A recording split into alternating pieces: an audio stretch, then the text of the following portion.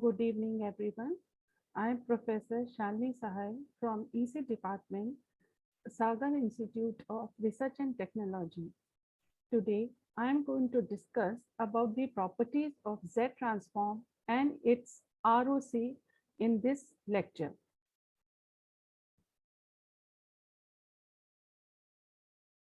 Now, first we introduce and talk about the Z transform.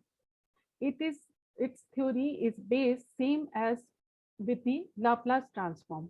As all we know that Laplace transform is used to convert differential equations into the algebraic equation. Likewise, the Z transform is also a special case like Laplace transform, and it converts the difference equation into algebraic equations. We know that the convolution of the two signals results in the product of the Z transform. So Z transform is very useful in the signal processing.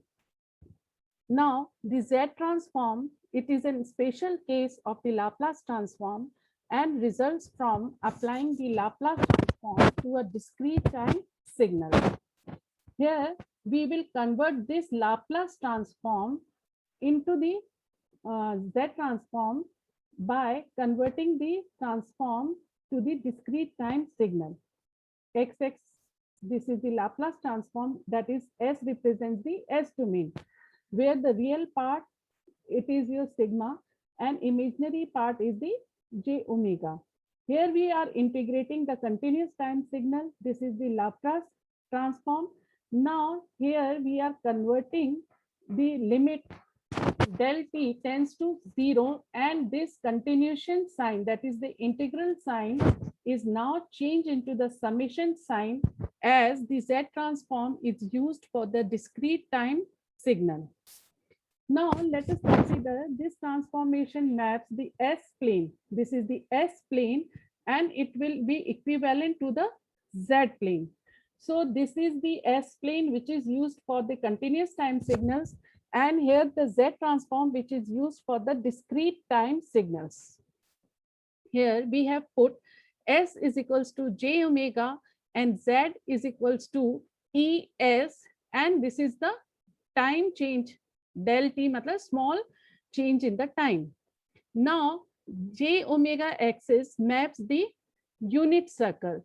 Now as we know that the Laplace transform S is equals to sigma plus j omega, where sigma represents the real part and this is the imaginary part.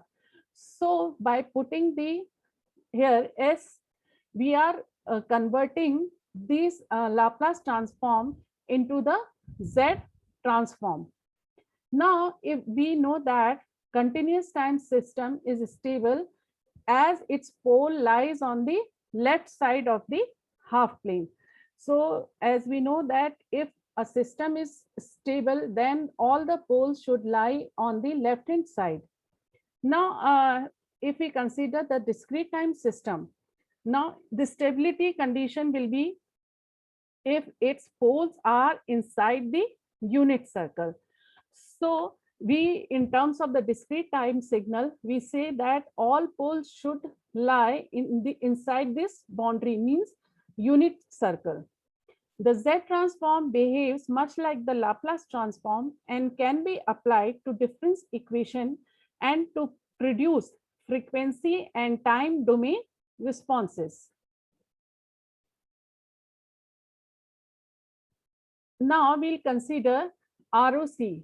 ROC, which means that region of converge, and its relationship to the discrete time Fourier transform. Now we can derive the discrete time Fourier transform by setting Z is equals to R e to the power of j omega.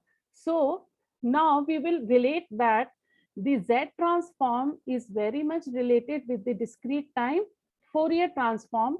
So in the equation, Z transform equation is x, Z is equals to summation of xn e to the power of minus j omega n.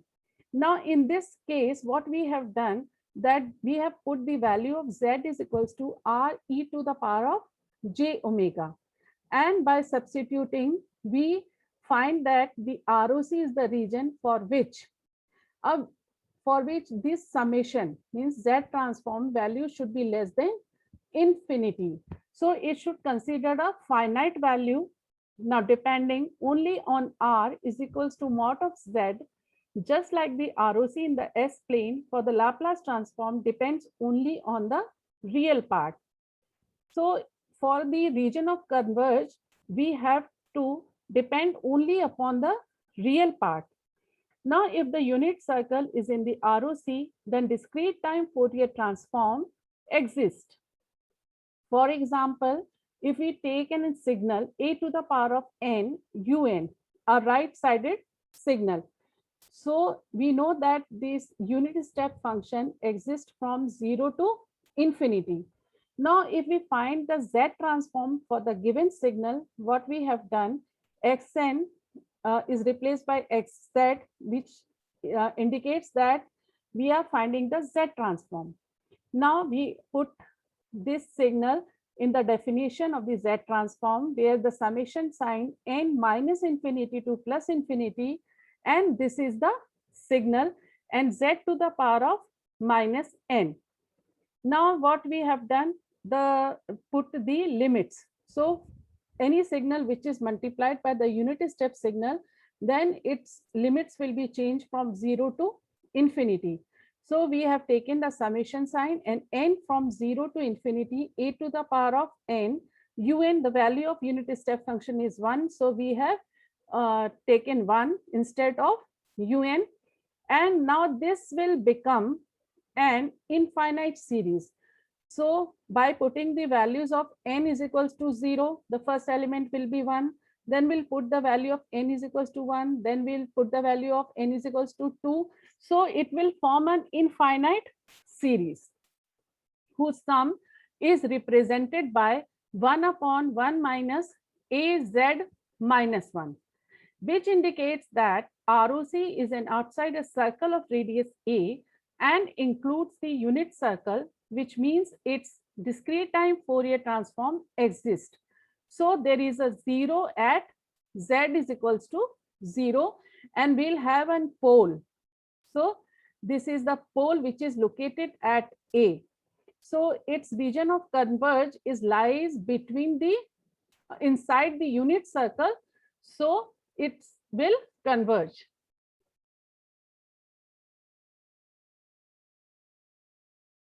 Now, with the help of ROC, we will discuss the stability and the ROC by taking the different examples. Here we have find the ROC region for different values of A.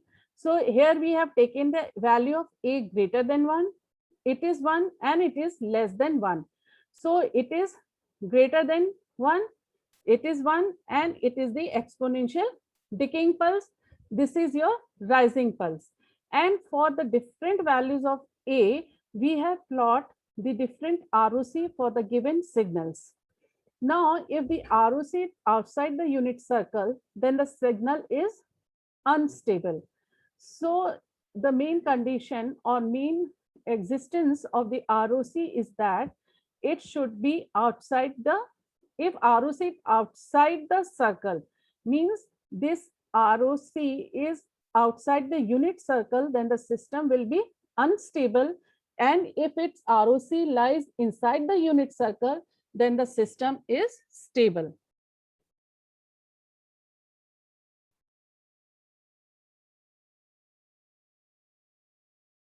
Now we have considered the example. Here we have taken the values of A negative.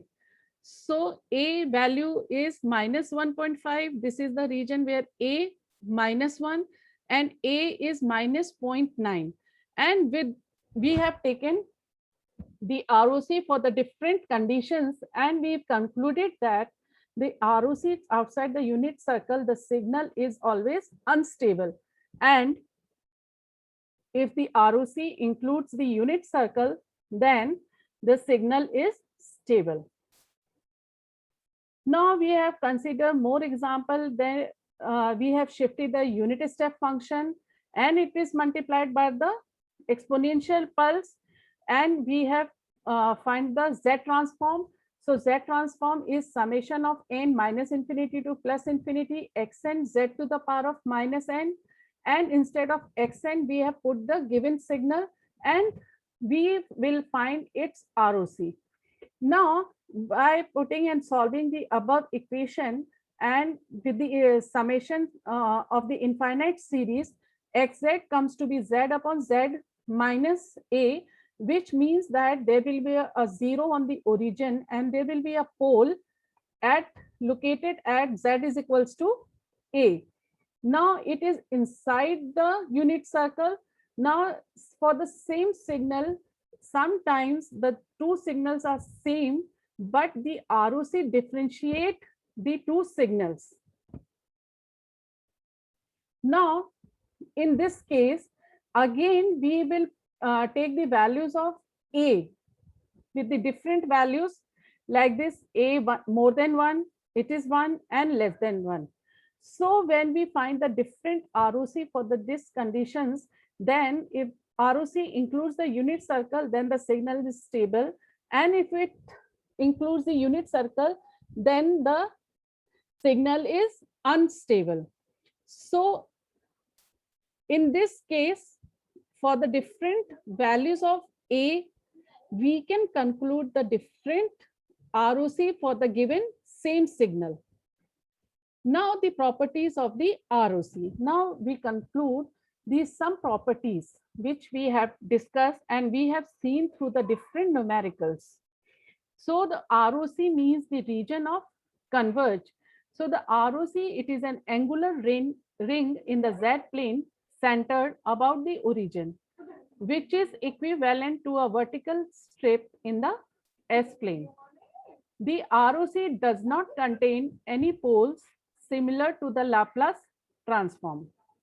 Now, if Xn is of finite duration, then the ROC is the entire Z plane except possibly by Z is equals to 0 or Z is equals to infinity. So now these are the different discrete time signals and their transform, and which will show the different ROC like this. For Xn, it is del n, means it's the impulse whose transform will be 1, and ROC will be the entire Z plane. Now in the second example, what we have done, we have shifted the impulse on the left hand side and its transform is Z to the power of minus 1. So its ROC will not be 0 and all other places.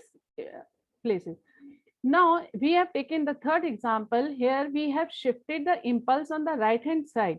So its transform will be Z and its ROC will all the places except the Z is equals to infinite.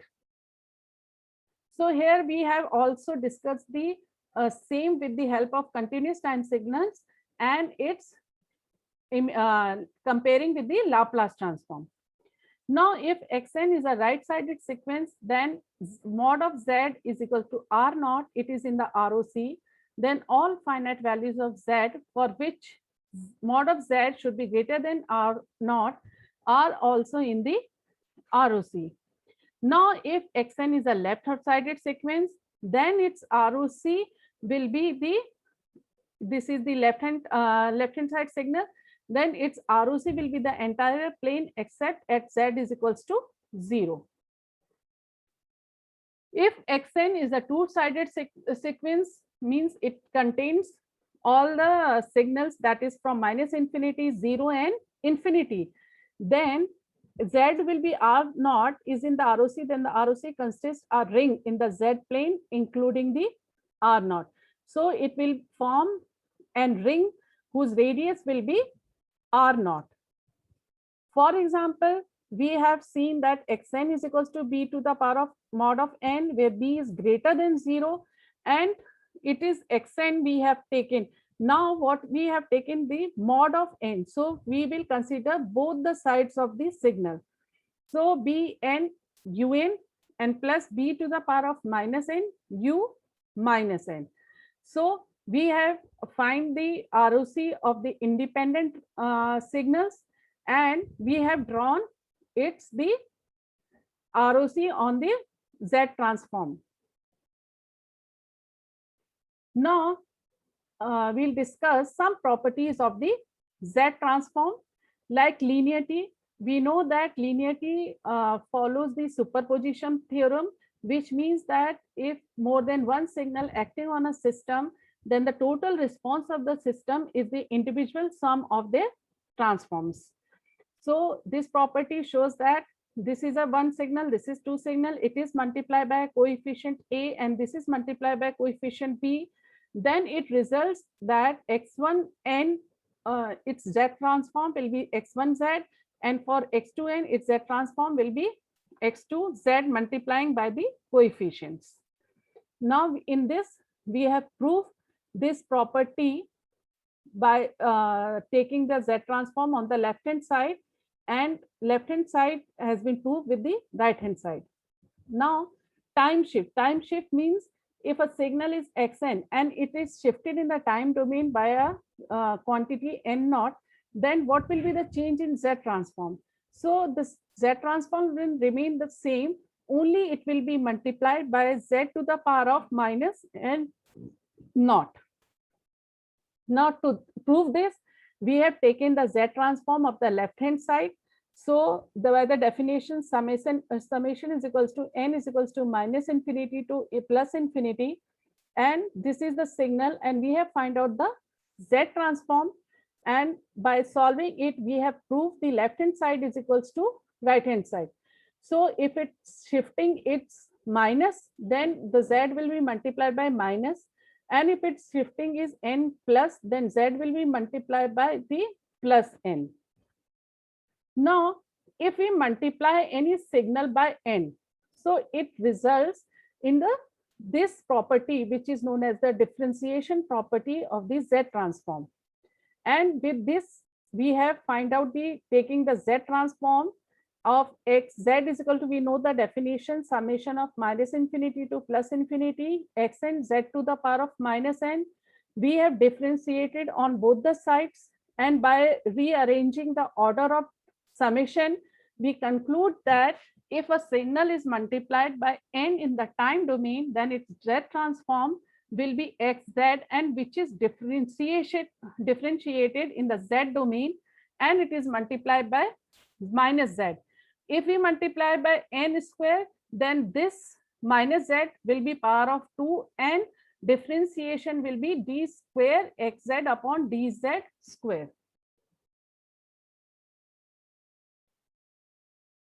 So what we in this lecture we have introduced, we have discussed the Z transform, and it is given by xz is equals to summation of n minus infinity to plus infinity xn Z to the power of minus n.